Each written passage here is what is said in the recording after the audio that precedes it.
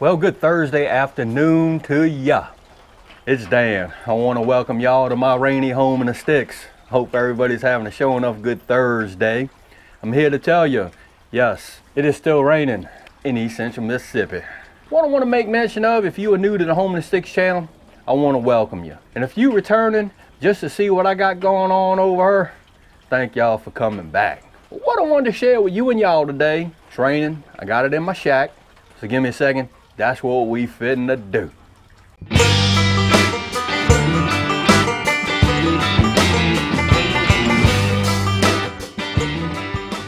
All right, you and y'all, let us go.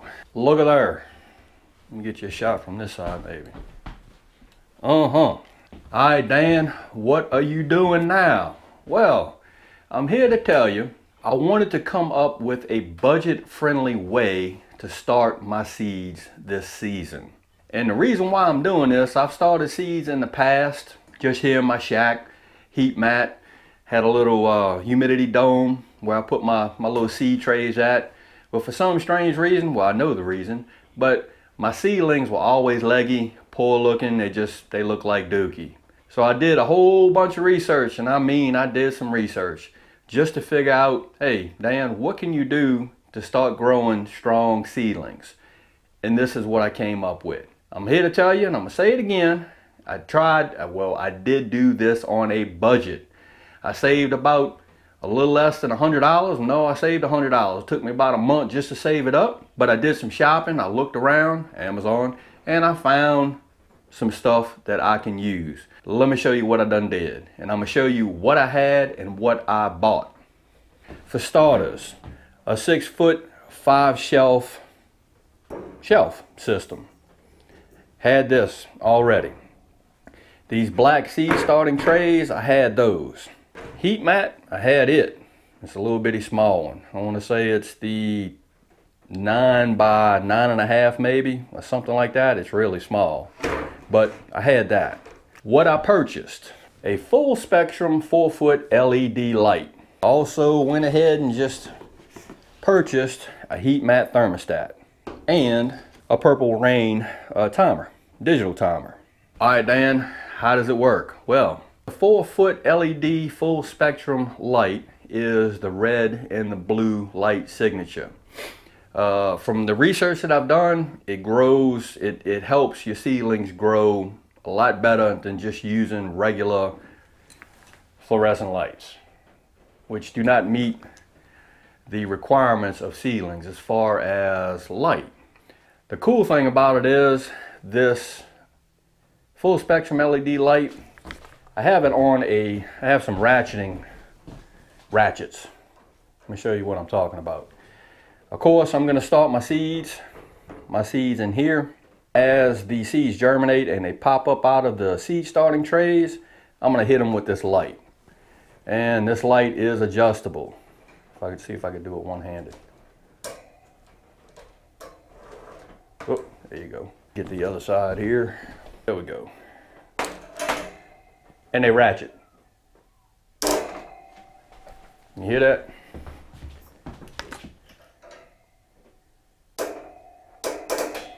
All right. So this is at its lowest point. Well, no, it's not at its lowest point. This light can go all the way down and sit on these trays if I want to. But as those seedlings emerge, I'm going to hit them with the light and let this guy help them get their grow on. As the seedlings start getting taller, all I have to do is get my ratchet on, and I can pick that light up. Adjust the bow. See where I'm going with this? And just because of my animalistic nature and I'm OCD, I'll probably get me a small magnetic leveling device to put on top of this thing. I'm gonna have to make sure that that magnet doesn't affect these LED lights. But just to make sure that I am level, I'll probably do that too. And you know I will. This is what I have come up with so far. And all it is a sure enough budget-friendly seed starting system. And I've done a ton of research on a good way to start your seedlings, to get them growing healthy, and that is with good light. what I plan on doing is, I'm probably going to get me a surge protector such as this. I'm going to strap it here, plug the light into the surge protector, and I'm also going to plug that in, plug this heat mat thermostat into the surge protector and also the timer. I figured that I'm going to give, once I get my seedlings going and I get them germinated and growing, I'm going to give them probably about 14 hours of this full spectrum LED light to get that grow on. And I'm going to accomplish that by using this timer right here. I did several weeks of research on this. Just looking at articles, looking at what other folks are doing. And that's how I came up with these two things right here. This is a VIVOSUN, and this is a Purple Rain digital timer. I'm probably going to order me, when I save up the money, I'm going to order me some more heating mats, or seed starting mats, or heating mats for seedlings. This one right here, it's probably going to work, but it's not as long as I want it to be. Probably a 10 by 20, a 10 inch by 20 inch seed mat will probably do the trick for these. I think these are called 1020 trays. They sit on there real nicely, and I could put 2 of these trays per rack. All right, Dan, you already said in your goals that you wanted to scale down your garden. Yeah, I am. But the one thing that I'm gonna show enough do this year is I'm actually gonna dabble off in planting, getting a bunch of pollinators started. Not by pollinators, I mean flowers. So I'm gonna probably starting a lot of flowers from seed, and come time I'm gonna transplant them out into the garden. So this is a real efficient way for me to do it. I'm gonna experiment with this LED light, and if I like it, I get another one, and I'll get 2 or 3 more racks of things started or growing. In the description, I'm going to put links to all of this stuff that I got, and it's all going to be from Amazon. I'm not an Amazon affiliate or anything like that, but you could just get on Amazon. If it's something that you want to look into, you'll have the links just to see what's going on. Again, I saved up about $100. I think I want to say the lights, the light, the timer, and the heat mat thermostat was right about $90, I want to say. The biggest expenditure was that that full spectrum 4-foot LED light. I want to say that was right about $50.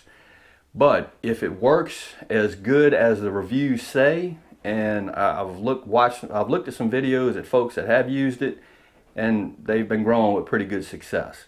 So money well spent. And why not just go on and spend the extra couple of dollars on the good stuff versus the not so good stuff. Let me light this LED light up and I'll show you what it looks like. There we go. Let me turn these lights out and I'll show you what it looks like. So I think that's going to work out pretty good. It's also got these deflector shields on it that's going to push that light down. And just by looking at it, it looks like this LED light is going to cover this whole 1020 tray. I believe these are 1020 trays, but I'm just going to call them seed starting trays. So I think it's going to work out really good. And also an important factor, LEDs do not, they don't get hot. They don't give off a really big heat signature, and they burn or they light up, and it's not a whole bunch of money to run 1 or 2. So that's cost savings too versus the fluorescents. All right, y'all, I have babbled on probably long enough. I wanted to show you and y'all this project that I've been working on. I have several things going on. The rain is hindering a lot of things outside, but it is what it is, because come summertime, I'm going to be saying, dang, I wish it would rain. So again, I hope everybody's having a showing off good Thursday and a safe Thursday. If you like this video, go on and give it a thumbs up. They help. If you haven't subscribed to the Home to Sticks channel, Lord of mercy, y'all need to come on over and give me a look, because I'm always doing stuff. Really. With that being said, you know it's coming. Dan Referee showing up, always gonna say it. Don't let nobody dull your shine. And I mean nobody. You showing off, get your shine on, even when it's raining, and you can build your budget-friendly do-it-yourself seed starting rack. And Dan will see you and y'all in the next video.